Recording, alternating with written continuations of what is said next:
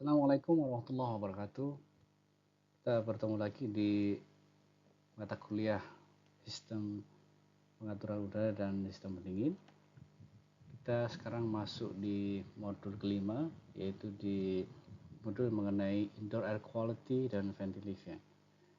Kita akan melihat salah satu hal yang mempengaruhi desain dan sistem pengaturan udara atau air conditioning. Salah satunya adalah mengenai kualitas udara di dalam ruang. Kita akan melihat salah satu aspek yang sangat mempengaruhi di dalam desain untuk air conditioning atau pengaturan udara, dan itu menjadi bagian yang perlu diperhatikan oleh seorang engineer atau seorang desainer, ya, desainer sistem pengaturan udara atau air conditioning. Dan hampir semua industri pengaturan udara atau HVAC akan melihat ini sebagai bagian yang sangat penting karena berkaitan dengan kebutuhan kualitas udara yang sangat baik bagi penghuni yang berada di dalam ruang. Nah, kenapa disebut dengan indoor air quality? Apakah tidak ada outdoor air quality? Karena pengaturan udara atau air conditioning selalu berkaitan dengan kualitas udara di dalam ruang, ya. Kita tidak melihat apakah di luar ruang sedang berada dalam kondisi yang tidak baik atau pengaruh aspek kondisi udara eksternal begitu atau outdoor ke dalam ruang. Maka yang hanya menjadi fokus di dalam desain atau perhatian seorang engineer atau konsultan atau desainer air conditioning adalah kualitas udara yang di dalam ruang, ya. Nanti akan kita lihat walaupun memang fokusnya adalah kondisi udara di dalam ruang, seorang desainer atau konsultan air conditioning juga perlu memperhatikan, ya, aspek outdoor, ya. Nah, kita lihat seperti juga halnya ketika kalian sudah mempelajari mengenai skometri, ya. Pada saat itu kita juga membahas mengenai kasus atau soal mengenai mixing adiabatik mixing air begitu, ya, untuk kondisi pengaturan udara atau air conditioning di dalam ruang. Nah, kita akan lihat beberapa hal yang mungkin mempengaruhi kualitas udara di dalam ruang. Di modul ini kalian akan mempelajari dasar-dasar apa yang menjadi reference dalam desain sebuah pengaturan udara begitu, ya, dan apa yang menjadi reference, ya, dalam desain pengaturan udara, terutama berkaitan dengan sasaran untuk kenyamanan para penghuni, ya, atau terutama makhluk hidup yang berada di dalam ruang, ya. Seperti kalian sudah mengetahui perbedaan antara air conditioning, ventilation, dan juga refrigeration, ya. Jadi pada air conditioning kita akan memfokuskan pada kenyamanan penghuni atau makhluk hidup yang ada di dalam ruang. Dan itu saja yang perlu diperhatikan adalah comfortable dan kualitas, ya, berkaitan dengan kebutuhan untuk kesehatan. Baik, seperti saya singgung tadi, kualitas udara di dalam ruang ini sangat dibutuhkan bagi penghuni yang ada di dalam, jadi karena terkait dengan kebutuhan kualitas atau kondisi udara yang baik, gitu, yang tentu saja memberikan dampak terhadap kesehatan, tidak mengurangi atau mempengaruhi kondisi seseorang, gitu, ya, atau bahkan tidak memberikan faktor penyebaran penyakit atau virus begitu, ya.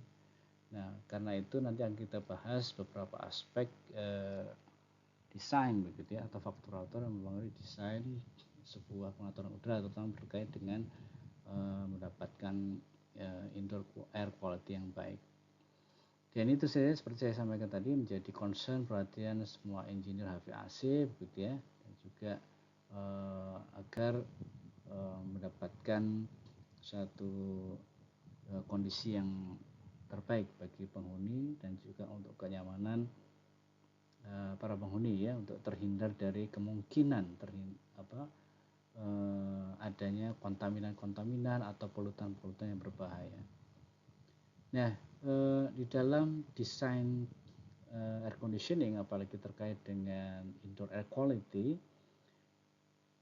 sudah ada standar-standar yang terkait begitu, baik international standard maupun standar yang berlaku di Indonesia ya. Kita lihat di sini ada standar ESRE, ini standar yang dipakai oleh Amerika dan negara-negara belahan dunia lainnya begitu ya. Standar 62, standar 170, kemudian ini juga guide begitu, indoor air quality guide. Dan di Indonesia pun kita sudah mempunyai pedoman selain SNI, nanti mungkin kita bahas di modul ventilasi begitu ya. Dan untuk desain di cooling load calculation begitu ya, di indoor air quality kita juga punya pedoman standar, yaitu berdasarkan Permenkes ya, Peraturan Menteri Kesehatan RI nomor 1077 dan juga 1405 gitu ya, terkait pedoman penyihatan udara dalam ruang dan juga terkait pedoman untuk kesehatan lingkungan di perkantoran dan industri gitu ya. Jadi tidak hanya untuk di rumah tangga, tapi juga untuk industri, gedung-gedung, hotel, perkantoran, dan juga termasuk yang ada di kapal gitu ya. Baik, seperti saya katakan tadi, memang fokus di dalam desain pengaturan udara atau air conditioning adalah bagaimana menciptakan kualitas udara yang baik gitu ya, di dalam ruang. Tapi kita lihat dulu sejenak faktor yang mungkin juga mempengaruhi dari kualitas outdoor udara gitu ya. Karena tentu saja seperti kita pelajari di psikometri, ada beberapa desain yang melibatkan mixing antara fresh air dan juga dengan return air atau condition air begitu ya, sehingga tentu saja beberapa aspek mengenai kondisi eksternal atau outdoor air itu juga bisa mempengaruhi. Nah, kita lihat ini salah satu data di lingkungan di Indonesia begitu ya. Nah, ini saya ambil dari data air quality index begitu ya, atau kondisi udara di atmosfer di sekitar kota-kota besar di Indonesia begitu ya. Dan ini berdasarkan kondisi polusi udara berdasarkan PM2.5 atau PM2,5. Kita lihat di sini ya, Surabaya masih di sekitar sedang begitu ya, 156 ya. Itu mungkin ya sudah termasuk unhealthy begitu ya. Mungkin pada saat ini ketika saya ambil begitu ya, September 24 kondisi udaranya tidak cukup baik begitu ya. Nah, kita lihat di Jakarta juga, daerah Depok, Jakarta begitu ya, cukup tinggi. Ini pasti karena polusi kendaraan bermotor atau juga mungkin industri begitu ya. Nah, kondisi-kondisi udara di sekitar atau lingkungan di kota-kota besar itu saja bisa juga mempengaruhi indoor air quality, apalagi misalkan pemukiman atau gedung-gedung perkantoran atau mungkin residensial begitu ya, apartemen dan sebagainya, terletak di pusat kota dan dekat dengan pusat-pusat polusi ini gitu ya. Dan tentu saja ketika terjadi mixing udara, misalkan menghisap udara dari luar kemudian di mixing dengan return air atau condition air gitu ya, dan kemudian masuk ke dalam ruangan, tentu saja ini juga akan mempengaruhi gitu. Apalagi kalau misalkan kita tinggal dekat sekali begitu ya, bersebelahan dengan misalkan bengkel motor atau mungkin dekat perempatan yang sangat macet begitu ya. Begitu ketika lampu merah tentu saja polusi gas buang dari kendaraan bermotor, atau mungkin kita dekat dengan pabrik yang mengeluarkan asap gas buang dari mesin permesinan atau pembakaran gitu ya, kemudian terhisap masuk ke dalam rumah, tentu saja akan sangat mengganggu kenyamanan gitu ya, karena kualitas udara menjadi berkurang. Nah, kita lihat di sini air quality index atau AQI ini adalah berdasarkan PM2,5. Nah, apa PM2,5 itu? Nanti akan kita bahas sedikit di slide berikutnya begitu. PM ini adalah singkatan dari particulate matter ya. Particulate matter itu adalah salah satu parameter indikasi polusi ya dari gas buang ya, dari gas hasil pembakaran entah itu dari kendaraan bermotor atau mungkin dari pembakaran tungku atau mungkin dari mesin-mesin industri dan sebagainya yang terekspos atau dibuang ke atmosfer di sekitar kita gitu ya. Particulate matter artinya kandungan-kandungan solid deposit hasil gas buang pembakaran gitu ya. Mungkin kalian sudah mempelajari juga di materi kuliah motor diesel begitu ya, salah satu emisi gas buang ya, selain SOx dan NOx yang lainnya adalah particulate matter. Dan particulate matter ini bisa terbang ke atmosfer begitu dalam bentuk padatan yang sangat kecil begitu ya ukurannya. Nah, 2,5 atau 2,5 ini adalah 2,5 mikron begitu ya. 2,5 kalau sebelum pangkat min 6. Nah, ini tentu saja nggak kelihatan seperti debu, halnya debu gitu, karena kecil sekali dan kemudian terhirup ke dalam tubuh kita, paru-paru kita begitu ya. Ada juga PM10 begitu, berarti 10 mikron. Nanti akan kita lihat beberapa hal yang terkait dengan PM. Ini sebagai referensi bahwa kondisi di lingkungan juga ya ada efeknya terhadap kondisi indoor air quality, khususnya apabila pengondisian udara atau pengaturan udara itu melibatkan atau menghisap udara sekitar yang terkontaminasi gitu ya, dan itu harus menjadi seorang perhatian dari seorang HVAC engineer. Nah, sebenarnya apa yang disebut dengan udara yang berkualitas itu, ketika kalau kita lihat di standar ASHRAE gitu, itu menyatakan acceptable indoor air quality itu ada dua hal gitu ya. Yang pertama, di dalam udara tersebut tidak ditemukan adanya kontaminan gitu ya, atau kontaminan yang mempengaruhi kesehatan begitu ya, konsentrasinya ekstrim ya, dan itu ada nanti sebenarnya akan kita lihat di slide-slide berikutnya begitu ya. Jadi ya udara bersih, nggak ada polutan, kontaminan begitu. Kemudian yang kedua, disebut berkualitas apabila ya sebagian besar orang yang tinggal di dalam ruang tersebut atau menghirup udara yang ada di dalam ruang merasakan kenyamanan begitu ya, atau tidak ada komplain begitu ya, 80% merasakan satisfaction begitu ya, atau tidak menunjukkan ketidaknyamanan, itu ya bisa disebut udara yang berkualitas begitu ya. Nah, tentu saja tidak hanya kenyamanan sebenarnya, tapi juga tadinya nanti akan kita lihat seberapa kualitas udara itu akan ditinjau dari kandungan-kandungan fisika, kimia dan sebagainya. Ya, nanti kan kita lihat di slide-slide berikut. Nah, apa saja yang bisa menjadi potensi adanya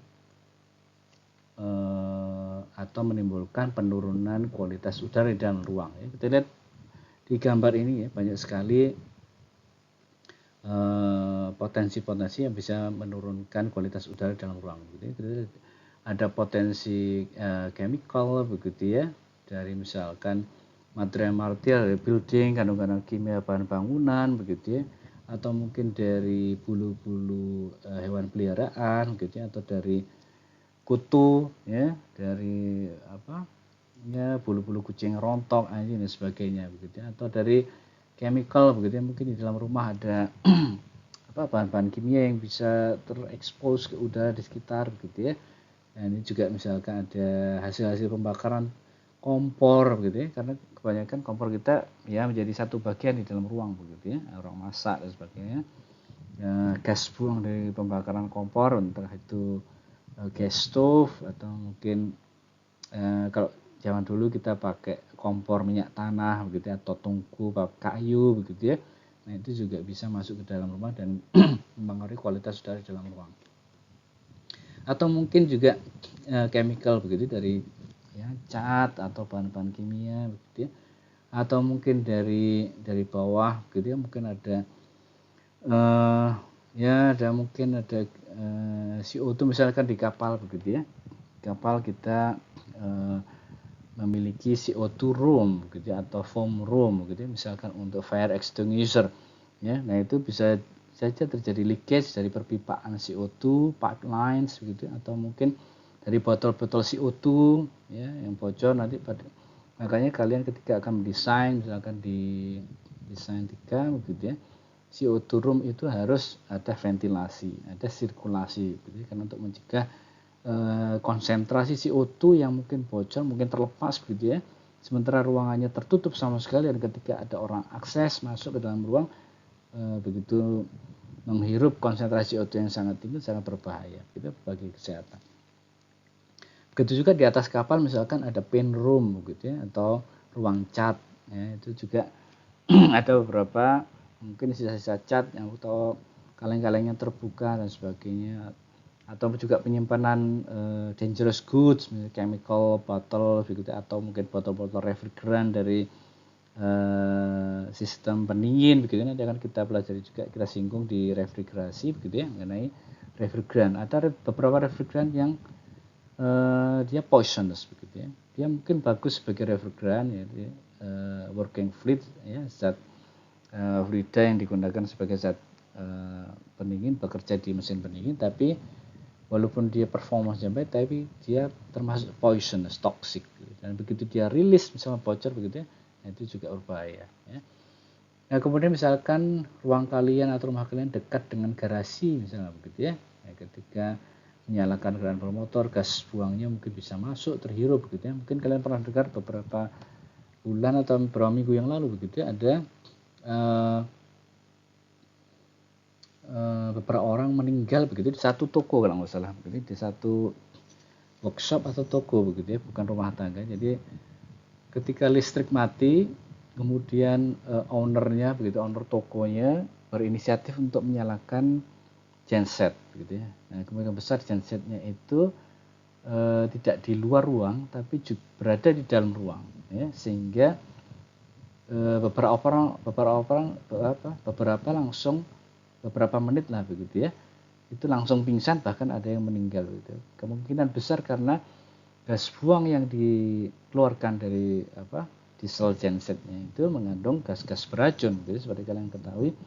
Salah satunya ini gitu ya, karbon monoksida atau CO begitu ya, tidak lagi CO2 tapi CO ini yang paling berbahaya ya, lebih poisonous begitu. CO ini konsentrasinya melebihi yang diizinkan begitu, kemudian dihisap atau dihirup itu masuk ke paru-paru, langsung dia cepat mengikat darah begitu ya, dan itu langsung meracuni dan tentu saja akan berbahaya bagi tubuh begitu ya.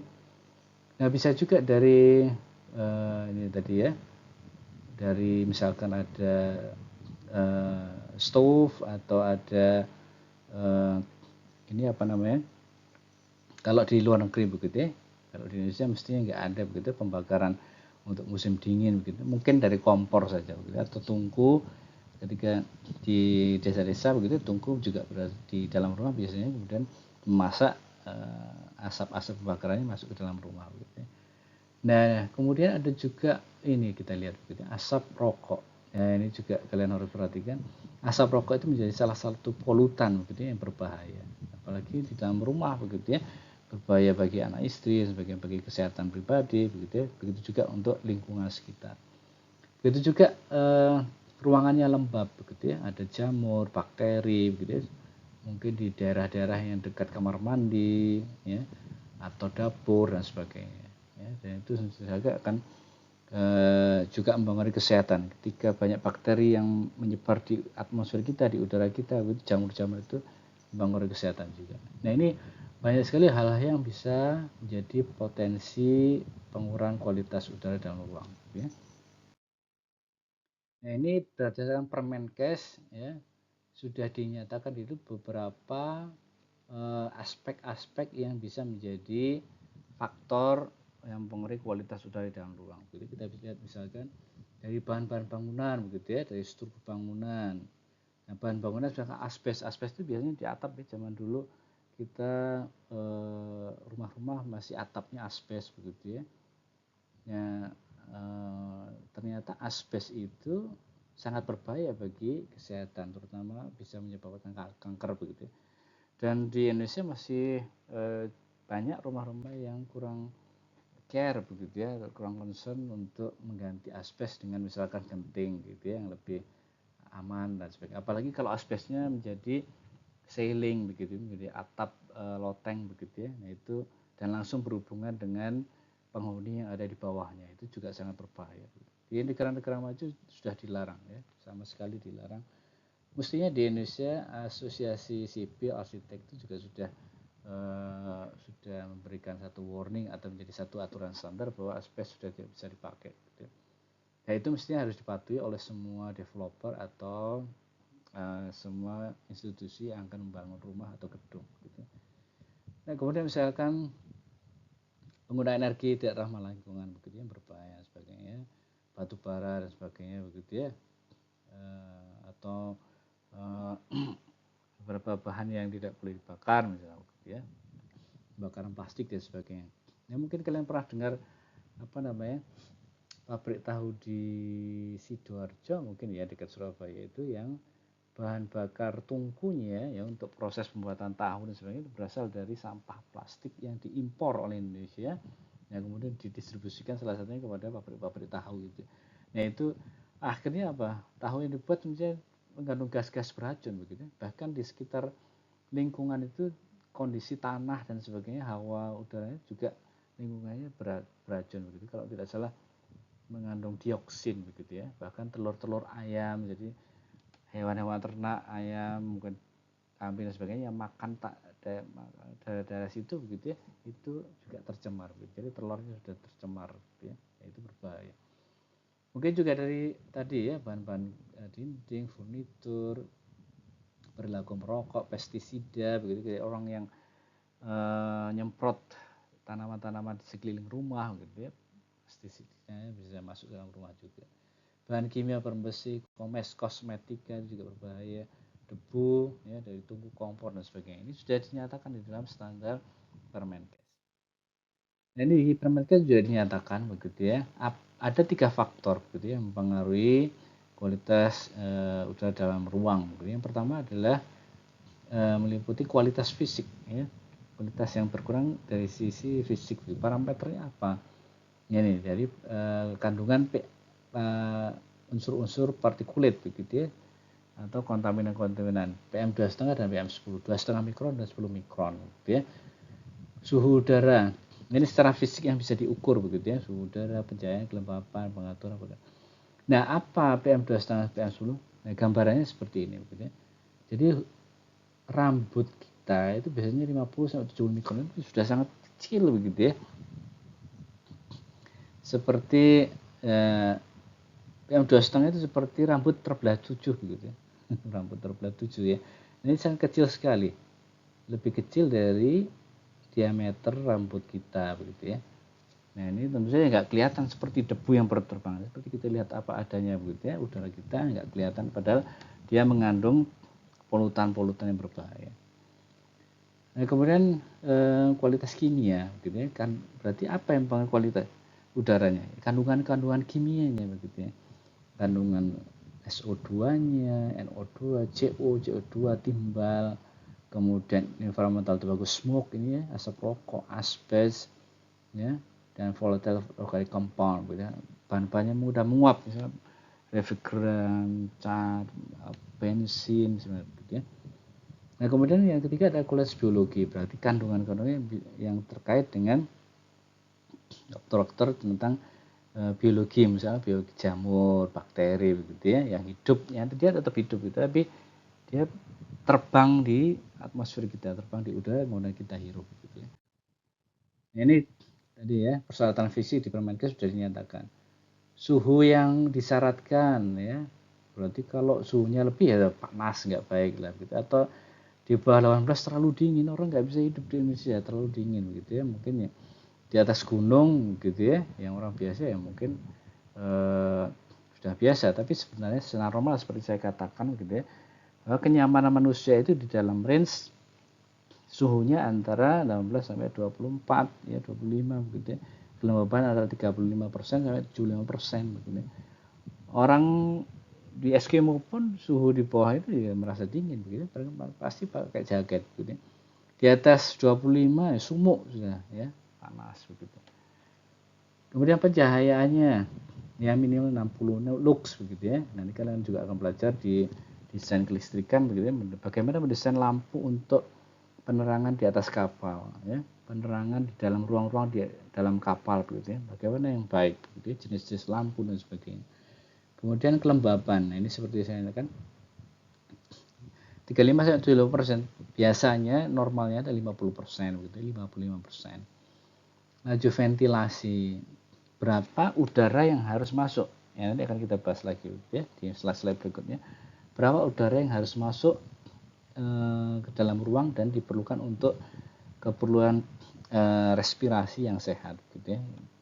Berkisar antara 0,15 sampai 0,25 meter per second atau meter per detik. Kemudian kandungan PM2,5 ya, berarti 35 mikrogram per meter kubik. Kandungan PM10 kurang dari 70 mikrogram per meter kubik. Nah, ini tadi yang laju ventilasi atau udara yang harus masuk ke dalam ruang. Ya, paling tidak 0,283 meter kubik per menit per orang. Ini akan kita lihat per masing-masing desain ruangan ya di slide-slide berikutnya. Nah, kemudian tadi persyaratan kimia ini semua sudah ditentukan kadar maksimalnya, tidak boleh melebihi. Kita lihat saja yang paling ekstrim begitu ya. Karbon dioksida atau CO2 ini 1000 ya. Kalau di ASRE atau di umumnya masih 3000 gitu ya. Tapi Permenkes menyatakan 1000. Kemudian yang paling berbahaya nih karbon monoksida ya. 9. Ini 9 ppm gitu ya. Part per million ya. ppm adalah parts per million. Dalam 8 jam gitu ya. Jadi sudah ada semuanya. Ini harus diperhatikan begitu ya. Sejauh mungkin begitu ya. Kita mendapatkan akses udara bersih masuk ke dalam ruang kita. Atau kondisi udara di dalam ruang ya, itu selalu dalam keadaan sehat begitu ya. Seperti tadi dinyatakan kualitas yang baik itu kalau tidak ada polutan, tidak ada kontaminan begitu, dan bisa kondisi semua orang yang ada di dalamnya merasa sehat, nyaman, tidak ada komplain gitu ya. Entah itu bau, entah itu ya bikin sakit, sesak gitu, nggak ada komplain. Oke, nah kemudian persyaratan biologi, nah ini dinyatakan dalam jumlah bakteri, jamur begitu ya, kuman gitu dalam koloni form unit per meter kubik gitu ya. Sudah ada kadar maksimalnya ya. Itu yang harus diperhatikan oleh semua desainer pengondisionan udara ya, sesuai standar baik internasional maupun Permenkes. Ini tadi sama begitu, saya ambil dari ASRE hampir sama semua begitu ya, partikulat meter dan sebagainya, apa saja masuk di dalam kontaminan begitu ya. Ini juga dari ASRE ya. Kalau kita lihat di sini karbon monoksida ya, ini 100 ppm, kemudian karbon dioksida ini 3000 ppm ya. Kadar maksimalnya gitu ya, tidak boleh lebih lagi. Tapi kalau di di Indonesia dia 1000 ppm ya, jadi lebih ketat lagi ya, ini dia untuk home, school, offices begitu ya. Nah, sebelum lanjut ke kualitas pengaturan udara ya, kualitas udara di dalam ruang, kita lihat salah satu kasus begitu ya, yang ini juga menjadi perhatian kita di awal-awal tahun 2020 ketika merebak COVID ya, pandemi COVID. Nah, ini ketika pertama kali ditemukan adanya pandemi atau orang yang terinfeksi di atas kapal. Ini kasus pertama yang muncul, dan itu kebetulan langsung muncul di kapal pesiar, yaitu Diamond Princess atau Princess Cruises ini ya. Itu mendarat di Jepang gitu ya. Dan bisa kita bayangkan begitu ya, ketika outbreak begitu ya, ketahuan virus COVID yang berbahaya kemudian terjangkit di atas kapal, kita bisa bayangkan berbahayanya ya begitu, karena orang di kapal itu dia hidup di tengah seperti sebuah tengah kota di tengah lautan begitu ya, dan orang tidak bisa kemana-mana begitu ya, semuanya pasti berinteraksi, apalagi misalkan ducting ventilationnya dan air conditionnya itu jadi satu misalnya ya, begitu virusnya terbang ke udara ya bisa mengalir atau terbang ke ruangan-ruangan yang lain gitu ya. Nah, ini begitu efek pandemi outbreak COVID itu sangat-sangat mempengaruhi begitu ya industri pelayaran, terutama kapal-kapal penumpang dan kapal-kapal pesiar begitu ya, langsung shock dan down begitu bisnisnya begitu ya. Nah, bagaimana memaintain atau menjaga kualitas udara gitu ya. Nah, yang disebut dengan tadi kualitas udara yang baik sudah ketahui dua gitu ya. Nah, yang tidak acceptable, yang tidak diterima atau kualitasnya jelek yang bisa ini ya, bisa bikin pusing ya tadi saya sebutkan gitu, sesek, pusing gitu ya, atau gerah, bau gitu ya, bikin sakit, ya itu enggak baik. Nah, ada dua cara gitu ya, ada dua cara untuk menjaga, memaintain kualitas udara di dalam ruang itu dalam kondisi yang acceptable. Jadi acceptable ada dua juga gitu ya parameternya. Tidak ditemukannya kontaminan-kontaminan atau polutan, dan yang kedua adalah 80% penghuninya merasa nyaman, tidak ada komplain ya, satisfied gitu ya. Nah, prosedurnya ada dua. Yang pertama ventilation procedure dan indoor air quality procedure. Apa ventilation procedure? Ventilation procedure adalah mengalirkan udara, gitu ya. Mengalirkan udara luar yang lebih fresh, di mixing, dicampur dengan condition air atau udara yang sudah dikondisikan atau return air untuk dikonsumsi, dimasukkan ke dalam ruang, gitu ya. Sedangkan indoor air quality procedure artinya kondisi existing udara di dalam ruang tanpa adanya mixing atau tambahan dari udara luar masuk ke dalam ruang. Jadi apapun kondisi udara di dalam ruang, bagaimana caranya supaya dia kualitas udaranya tetap terjaga. Nanti kan kita lihat apa yang dimaksud dengan prosedur indoor quality, yaitu menggunakan filter. Nah, sebelum masuk ke dua prosedur tadi, kita lihat coba beberapa hasil survei, gitu ya. Beberapa hasil survei untuk di atas kapal begitu ya. Ini cukup menarik ya. Ini adalah konsentrasi SOx dan NOx. Ya, kalau kita dengar SOx dan NOx ini adalah emisi gas buang. Emisi gas buang yang berasal dari diesel engine biasanya, atau semua permesinan induk yang ada di kapal, mungkin boiler atau diesel begitu ya. Nah, kita lihat di sini. Ini adalah konsentrasi yang diukur dari survei begitu. Ini ada konsentrasi SOx, HFO, MDO gitu ya, NOx juga begitu ya. Nah, kita lihat di engine room ya, ini ada beberapa konsentrasi begitu ya, ini dalam mikrogram per meter kubik ya. Ya bisa jadi karena ada kebocoran begitu dari terminal port begitu ya, exhaust portnya, kemudian mungkin dari silencernya dan mungkin sedikit bocor begitu ya. Ya bisa jadi. Tapi yang menarik adalah di sini ya. Di personal spaces ini adalah ruang kru atau mungkin ruang penumpang gitu ya. Nah, ini ada sampai 90 begitu ya, hampir 90 lah begitu ya. Nah, ini agak menarik begitu. Ternyata ada NO ya, natrium oxide, HFO. Berarti ada ternyata kandungan NO yang masuk ke dalam ruang-ruang kru atau bahkan mungkin penumpang begitu. Bisa jadi ini karena ada mungkin dari funnel begitu ya. Funnel itu adalah cerobong asap di atas begitu ya. Mungkin karena pengaruh angin dan sebagainya kemudian masuk ke dalam jendela atau masuk ke dalam ruang-ruang kru begitu ya. Atau mungkin ada ducting yang ya mungkin dari funnel itu ya, dari engine casing funnel mungkin ada kebocoran ducting muffler begitu ya, yang dari gas buang mungkin masuk, terhisap masuk ke dalam ducting untuk ventilasi maupun air conditioning ya, bisa jadi. Tapi ini menjadi satu perhatian, ini salah satu survei begitu ya yang harus diperhatikan. Nah, ini juga mungkin kalian sudah mempelajari begitu di motor diesel bahwa IMO sudah menetapkan untuk semua kapal-kapal ya, bahkan untuk kapal-kapal ocean going itu sudah harus menerapkan atau meratifikasi kandungan sulfur di dalam bahan bakar, gitu ya.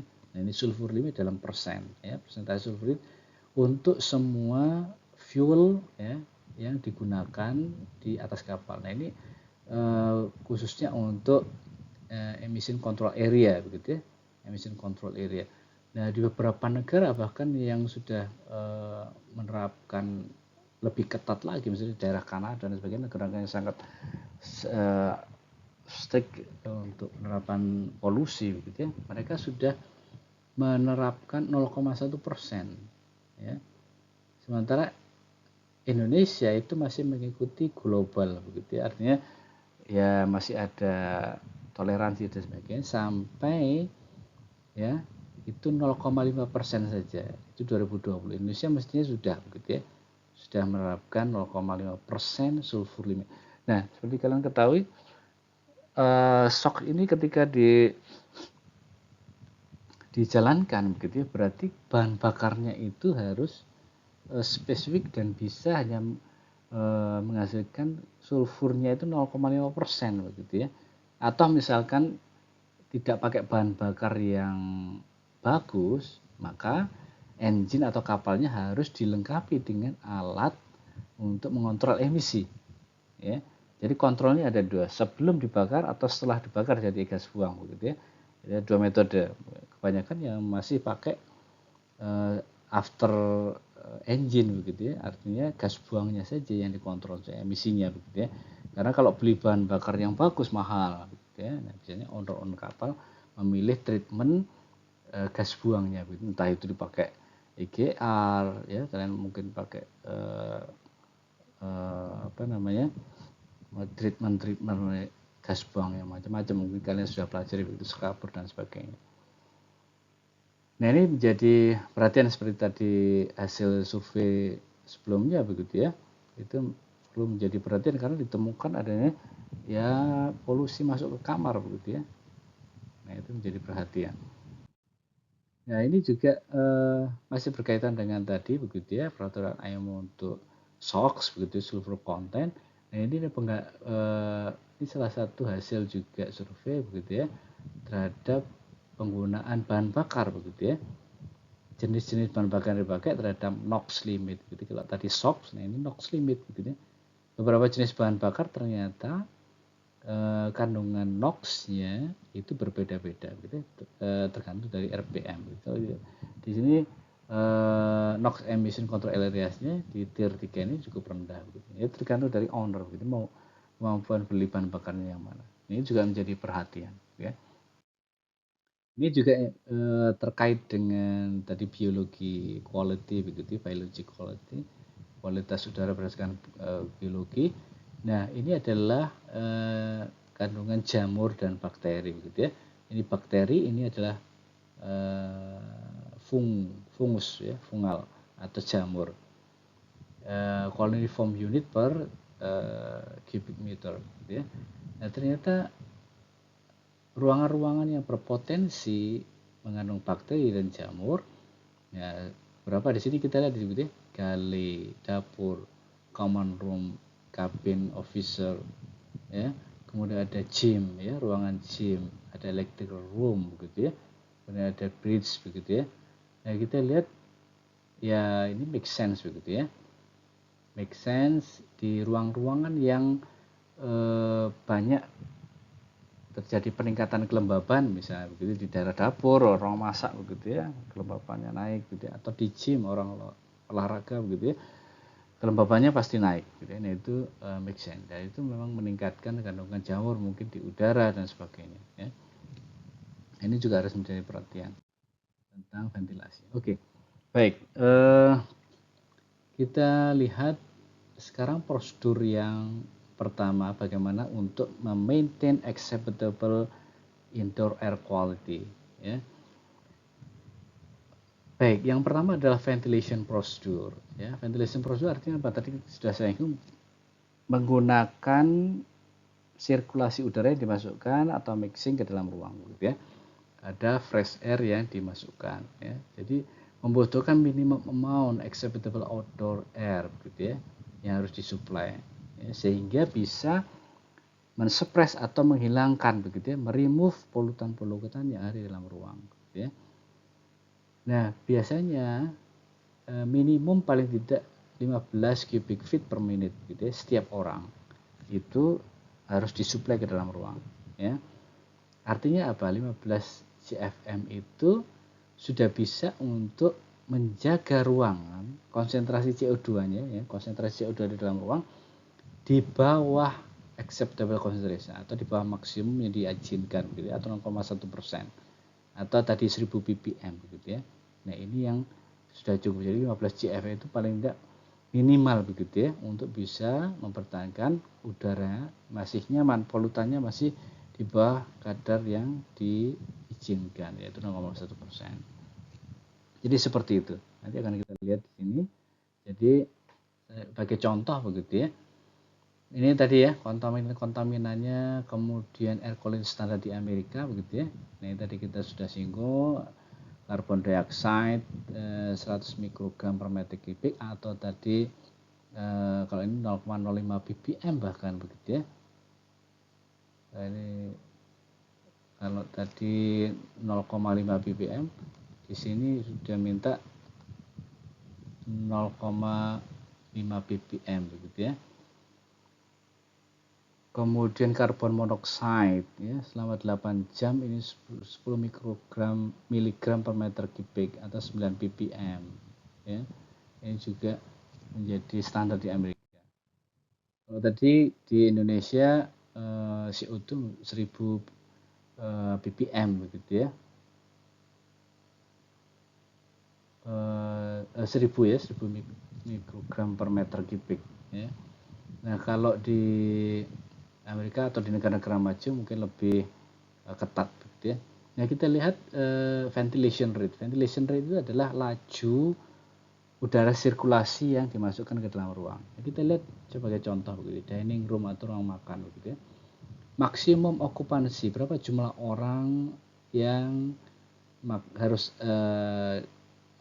dijaga begitu, maksimum orang ya okupansinya atau penghuninya per 1000 feet persegi atau per 100 meter persegi. Misalnya ruang makan 70 per 100 meter persegi atau kitchen ya 20 orang per meter persegi. Nah, kalau misalnya kitchen berapa udara yang harus dimasukkan ke dalam dapur? 15 CFM per orang. Jadi tiap orang harus menerima suplai udara bersih 15 CFM atau sekitar 8 liter per detik per orang begitu ya. Nah, ini village lainnya begitu ya. Nah, sebagai contoh sebagai bedroom, dormitory, office space begitu ya, public restroom atau ini misalkan smoking lounge. Smoking lounge maksimum 70 orang ya per meter per 100 meter persegi. Kemudian 60 cubic feet per minute per orang gitu ya, atau 30 liter per detik per orang ya.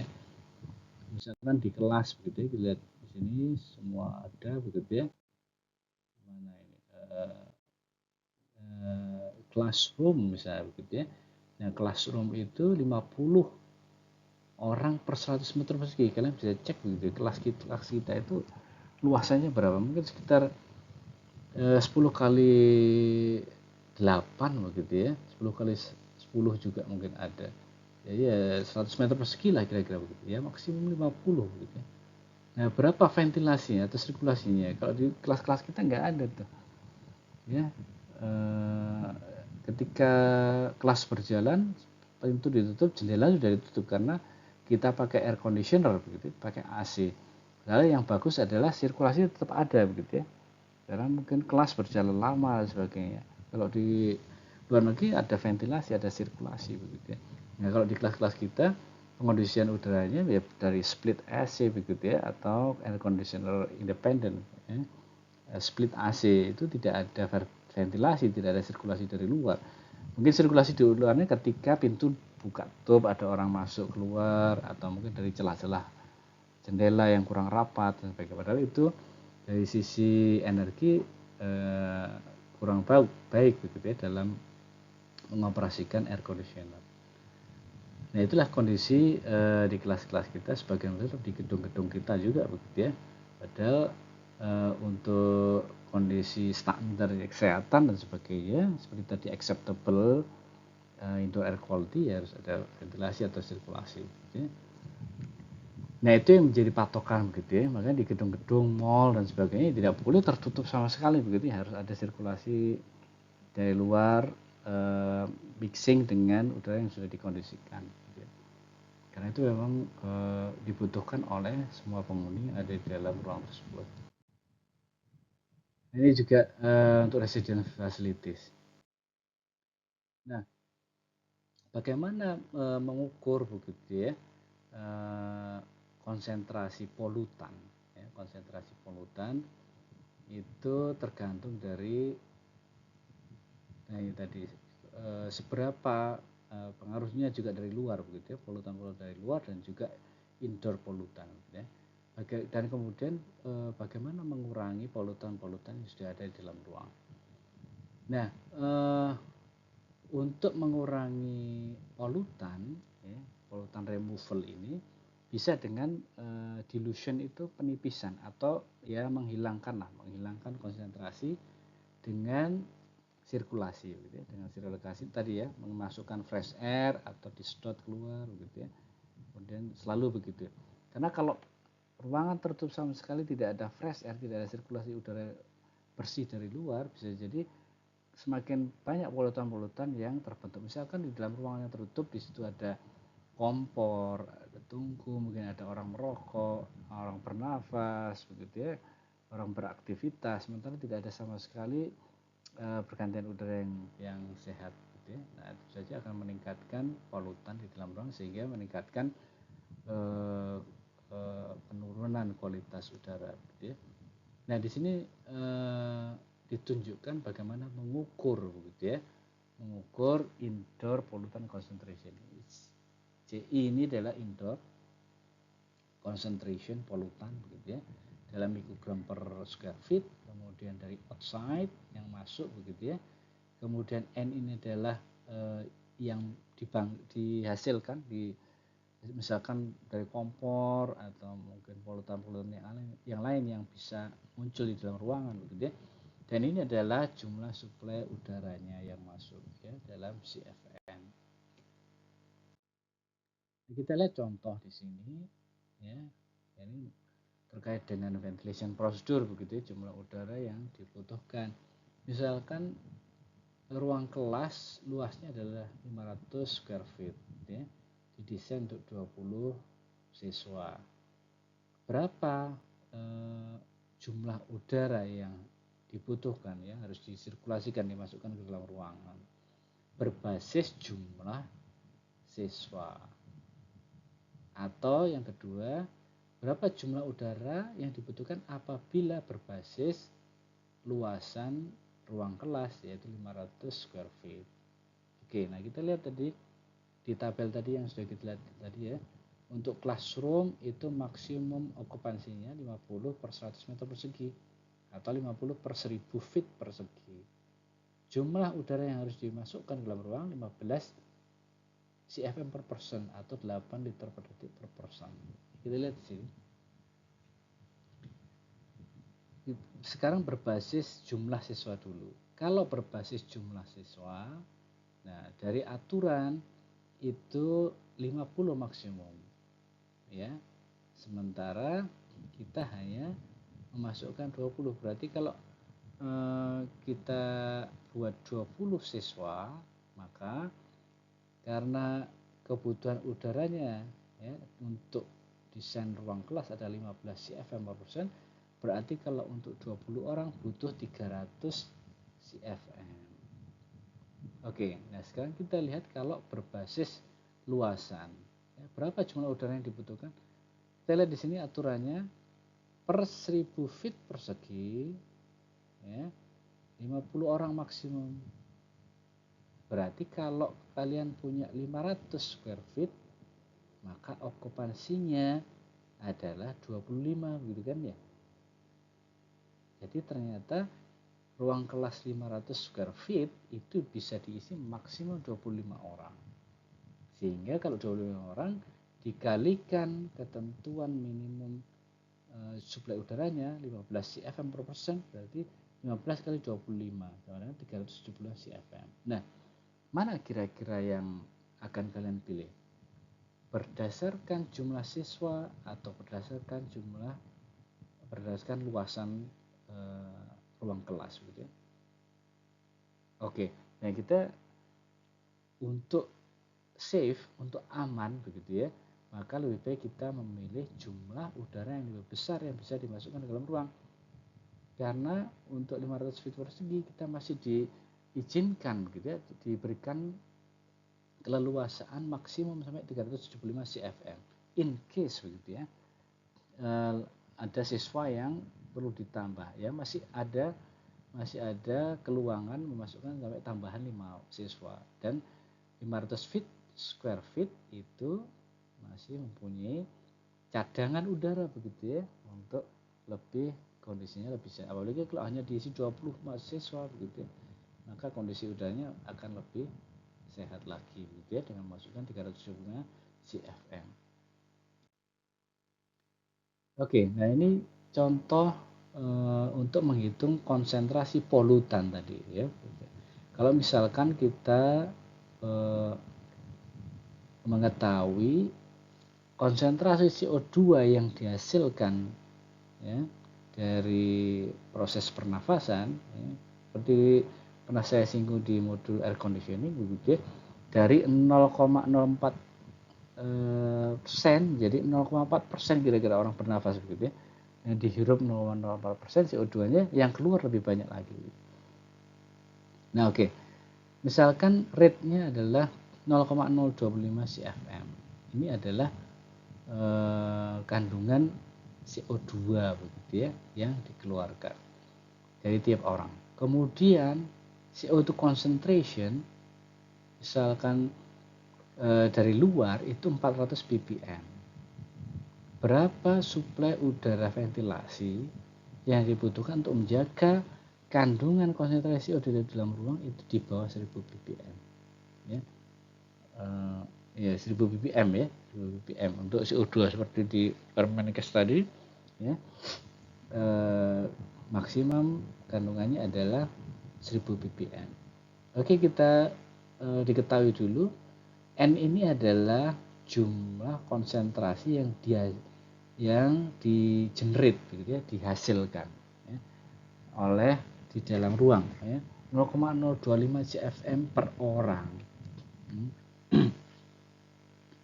Kemudian CO ini dari luar, kandungan CO2 yang dari luar yang 400 ppm. Kemudian CS ini indoor concentration ya, ini CI lah ya, CI bukan CI, ini CI ya, indoor concentration itu yang harus dijaga 1000 ppm. Nah, tadi dari rumus begitu, CI sama dengan CO plus N per Q outside air begitu ya. Q ini berapa suplai udaranya, berarti Q outside air ya, berarti N dibagi dengan CI CO. Oke, nah N ini adalah 0,025 CFM, cubic feet ya, cubic feet per menit ya, cubic per menit. Nah ini 0,025 kali 10 pangkat 6 ya. Nah ini dibagi dengan 1000 ya, 1000 ppm CI ini ya, CI dikurangi dengan 400 CO ya, maka hasilnya adalah 41,607 CFM. Satunya adalah dalam CFM ya. Nah ini yang dibutuhkan minimum begitu ya, untuk menjaga agar konsentrasi CO2 di dalam ruang di bawah 1000 ppm, 41,67 cubic feet per menit. Itu kalau ingin menghitung ya supaya accepted begitu ya, acceptable indoor air quality-nya tinggi begitu ya. Baik, oke.